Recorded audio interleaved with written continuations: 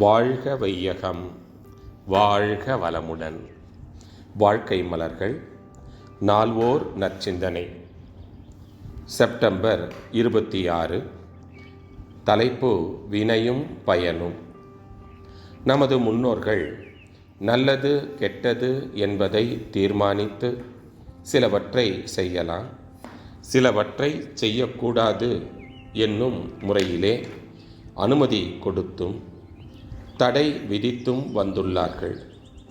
அவைகளெல்லாம் அந்த காலத்தை ஒட்டிய வாழ்க்கை முறைக்கு பொருத்தமாக இருந்திருக்கும்.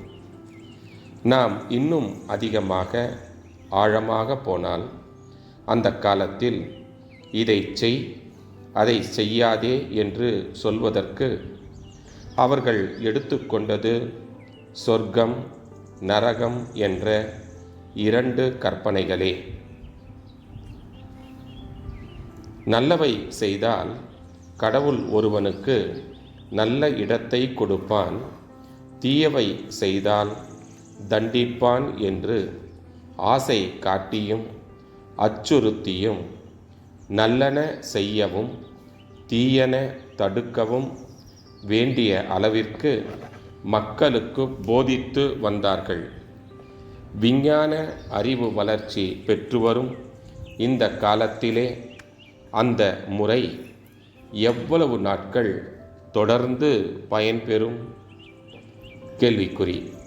இன்றைக்கு என்ன வேண்டும் என்றால், ஒவ்வொரு செயலுக்கும் ஒரு விளைவு உண்டு என்ற இயற்கை நியதியை மனிதன் உணர்ந்து கொள்ளக்கூடிய அளவிற்கு சிறு வயதிலே இருந்து படிப்படியாக விளக்கி அந்த உணர்வு ஒவ்வொருவருக்கும் வந்துவிட வேண்டும். இதை செய்தால் அதன் விளைவு இதுவாகத்தான் இருக்கும். அந்த விளைவை தாங்கிக் கொள்வதற்கு நான் தயாரா என்ற அளவிற்கு ஒவ்வொருவரும் அவர்களுடைய செயலிலே விளைவாக தொக்கி நிற்கக்கூடிய ஒரு உண்மையை, இயற்கை அமைப்பை உணர்ந்து கொள்ளக்கூடிய முறையில் உள்ள கல்வித்தான் இன்றைக்கு அவசியம்.